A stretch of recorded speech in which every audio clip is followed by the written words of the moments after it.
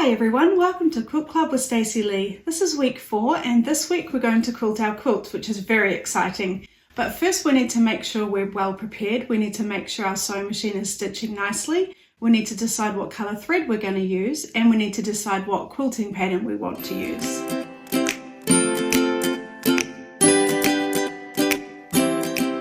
The first thing I want you to do is make a little sample. Just grab a little bit of scrap fabric and put a bit of batting in the middle and a bit on the back, and let's just test that our sewing machine is stitching properly.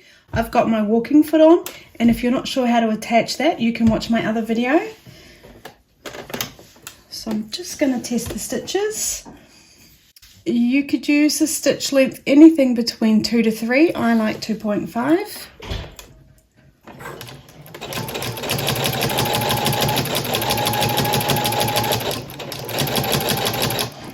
Now a walking foot is designed to pull the fabric through, so you don't need to do anything but steer it.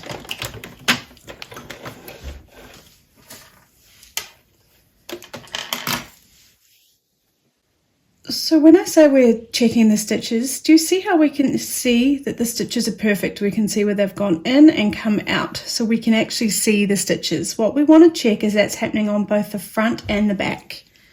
And if I flip it over, I can see that it's stitching really nice on the back as well. If you've got loops or skip stitches, or maybe this whole back line is straight, then you've got a problem with your tension and you need to have a fiddle with that to make sure your stitching is perfect. So I've made this little sample up of squares just to show you a few of the different options you could choose to do for your quilting on your quilt. I don't expect you to make one up, it's just for me to show you. So when we're using a walking foot, we usually only do straight lines, and sometimes people do wavy lines, but we're not doing all fancy swirls and free motion quilting. That's for another time. So I'm just going to show you a few of the different options you could choose to quilt your squares with a walking foot. So the first technique I want to show you is called stitch in the ditch, and that's when we stitch right on the seam here. And what we want to do is we want to stitch on the side that's flatter. So on this side I can feel that there's only one layer of fabric between the batting. And on this side I can feel that there's the 3 layers. There's the fold that we made earlier. And then when I come down, this must be where our seams are nested, because it changes. On this side I've got the 3 layers, and on this side it's flat. So what I'm going to do is I'm going to slightly adjust when I get to that point. So I'm going to put my fabric right in where I want it to be, and I'm going to line it up with my needle. And what I can do is I can put my needle down just to make sure I'm going to sew exactly next to the seam.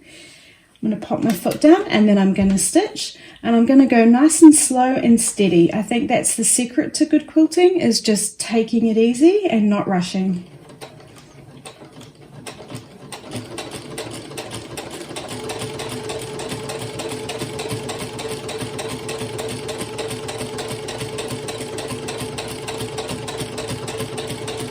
And then when I come up to this, it actually lined up perfectly, so I'm going to carry on.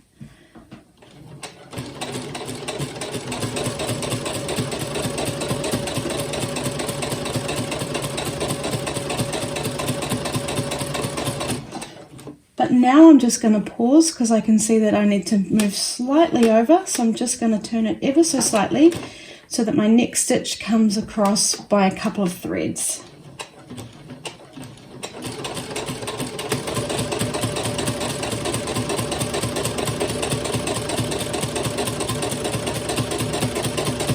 And I'm going to come right off the edge, cut it, and then can you see how I've stitched right on the side of the seam there?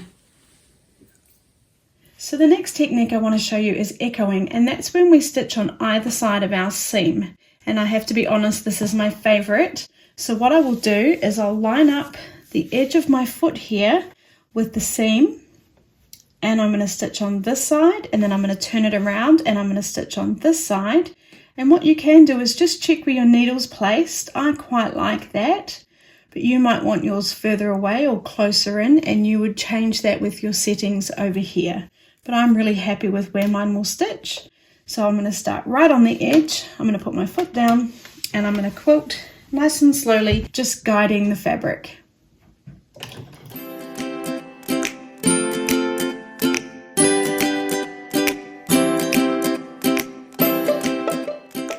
And then I'm going to come right past the edge,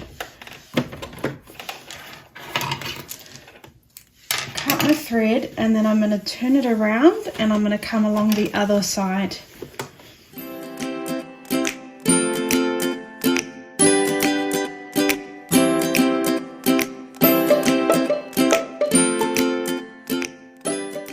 So can you see how we've stitched on either side? And if you wanted to, you could also do stitch in the ditch, but I love that. And then what you'd do is you'd come along and do it on this side and this side as well, and you'd do all your seams. And that's a very common option when you're doing the squares. And the last technique I'm going to show you today is sewing on the diagonal. So that would mean we want to go from corner to corner on each of our squares, and we need a guide for that to show us how we're going to sew. So you can take some masking tape and line it up with all the corners. And what we'll do is we'll use it as our guide and we'll sew right next to it. So now I'm going to take my sewing machine and I'm going to sew right next to the masking tape, and it doesn't matter too much if you catch the masking tape with your sewing machine, it's easy to take off. Okay, so just a close-up of what I've done. I've put the tape right up next to this corner, so when I come down diagonally, it's coming straight down the square, right down to the next intersection of this corner. Okay, so now I'm going to sew next to my masking tape. I'm going to just pop my needle down so I can work out where it will need to be, so it's right next to the masking tape. Pop my foot down and then I'm going to sew. And again, don't be too worried if you catch the masking tape, it'll be fine.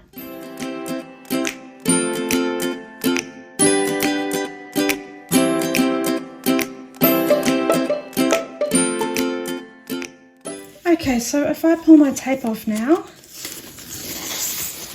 you can see that I've sewn that on my diagonal. And then if we zoom in here, you can see we've come straight through the diagonal here. And then what we would do is we'd do all the lines going the other way as well. So we'd do all the diagonals on one side and then again on the other. So I've got a quilt top sample here and I'm going to try and work out which thread to use. So to do that, I've got two thread options and I've laid it out the thread on top of the fabric.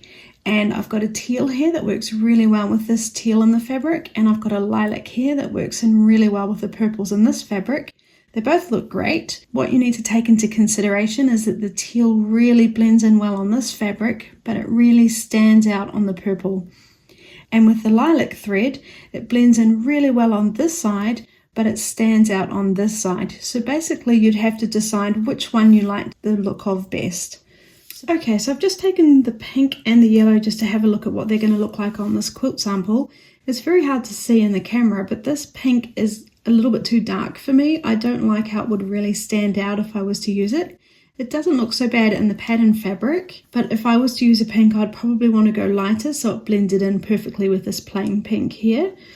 With the yellow, even though the yellow is in this petal here, I think it looks quite nice in this pattern fabric. But again, on the pink solid, it's just way too bright for me, and I'm really not a fan of that. So now that I've compared my yellow, pink and white thread, I think I am happy with my white thread choice. So I've decided to use white thread for my quilting. I like it how it blends in really nicely with the solid pink fabric and how it stands out on my pattern fabric, and then when it gets to the white, it blends in again. So I think that's a nice choice for my quilt. I'm using Orifil 100% cotton 50 weight, and that's a recommended thread to use for quilting. If you can't access Orifil easily, I also recommend Gutermann thread. Just make sure whatever thread you use, it is high quality, and you've also got it on your bobbin so you've got a nice even sewing consistency. Okay everyone, now we've worked out all the different details of our quilt, let's get quilting.